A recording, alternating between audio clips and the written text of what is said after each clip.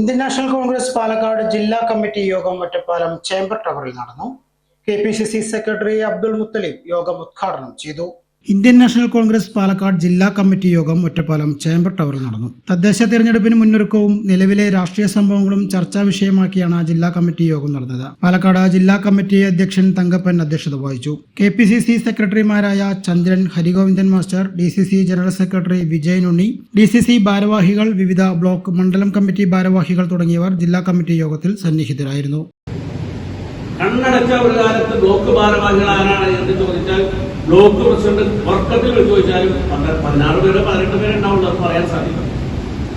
ഇന്ന് കണ്ണ് തുറന്നിരുന്ന് ഇവരൊക്കെ നിർത്തിയാലും ബ്ലോക്ക് പ്രസിഡന്റ് തപ്പും. എല്ലാവരും തപ്പും. അപ്പൊ ആ ഒരു ബുദ്ധിമുട്ട് നമുക്കുണ്ട്. പക്ഷേ നമ്മൾ ഈ 9 വർഷക്കാലം കേന്ദ്രത്തിലും പ്രതിപക്ഷത്തിൽ ഇരുന്നപ്പോഴും നമ്മുടെ വീര്യം നമ്മൾ വർദ്ധിത വീര്യത്തോടു കൂടിയാണ് ഓരോ പരിപാടികളും നടത്തിക്കൊണ്ടു പോകുന്നത്.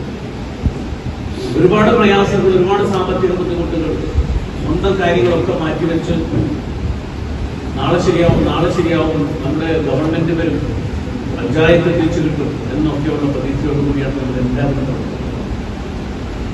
ആ പ്രവർത്തനത്തിന് പിന്തുണയേകുന്നത് നമ്മൾ ദൈനംദിനം ബന്ധപ്പെടുന്ന ജനങ്ങളും നമ്മുടെ സുഹൃത്തുക്കളും.